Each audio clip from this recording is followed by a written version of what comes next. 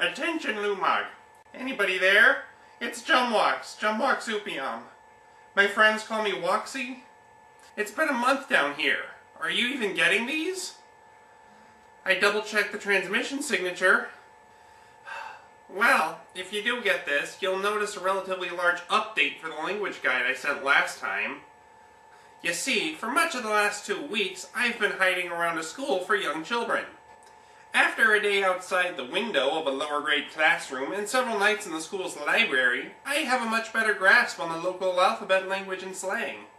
These bipedal giants call themselves humans, and the language I've been learning is called English. American English, to be exact. Like Lumog centuries ago, this planet, called Earth, is divided into nations based on prejudice and pride.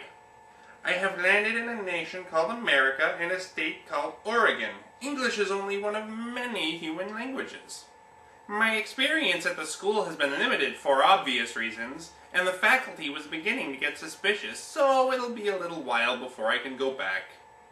Thankfully, and to my dismay, most adult humans believe they are alone in the universe despite having been into space and recognizing the potential existence of other spacefaring races from different planets. Even going as far as to invent fictional characters and creatures from other worlds. So it'll be both harder to find someone here that I can trust, and easier to be forgotten if I'm spotted again. This kind of closed-minded thinking is something many of the school's teachers encourage in the children as well. Now let me explain how this works. The educators on this world barely pay attention to the children's personalities and learning styles. It almost seems as though the parents don't pay much attention to these things either. They just load their kids onto a large, poorly maintained vehicle lacking proper safety restraints called a bus. Never mind the kind of stress that must put on the pilot, and haul them to their local school, run by people the parents don't seem to know very well. If you can't tell, I'm less than impressed with what I've seen so far. Don't misunderstand, I saw some positive things as well. Some of the teachers encourage imagination and even try to nurture the children's learning styles. Some listen to what each child has to say, no matter how incoherent the youngster is. But these are very rare cases, and most just seem like they want to get the day over with. Despite the good things, the negative things seem to leave the most lasting impressions. One teacher, for example, became visibly upset when a student inquired about homework for the day. I guess they assign work to take home with them here? Anyway, the kids all rolled their eyes and groaned, but then the teacher actually amplified the class's scorn for the child in question by implying that it was her fault the class had homework at all. Thank Angela for the homework tonight, everyone. It's not that little girl's fault the teacher's too retarded to remember something she had planned anyway. She wouldn't have even had the homework available if she hadn't intended on issuing it in the first place. So what's with taking it out on the curious child? She just wanted to know if her evening would be free, and she got f***ing punished for it. Another thing, there are words these kids aren't allowed to say, but I've heard many adults saying.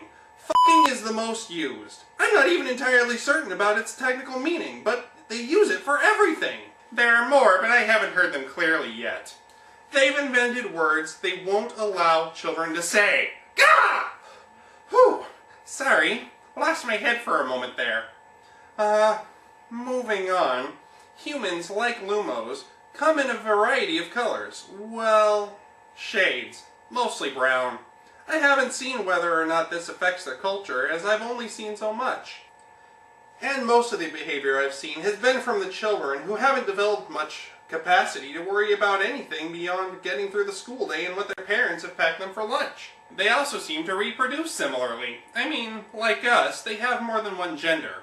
You've noticed I've said he and she. I'm not entirely sure of what the exact differences are, but I do believe we would consider their genders to be very similar to our own. Maybe I'll be here long enough to find out. So I think it goes without saying that these humans are very similar to Lumos in some ways and very alien in others.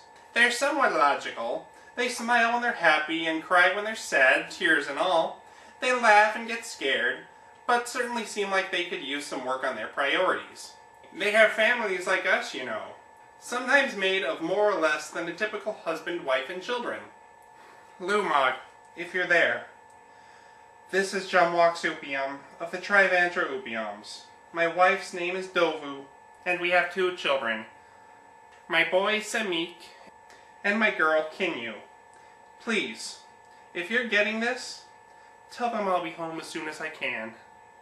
Upiam out.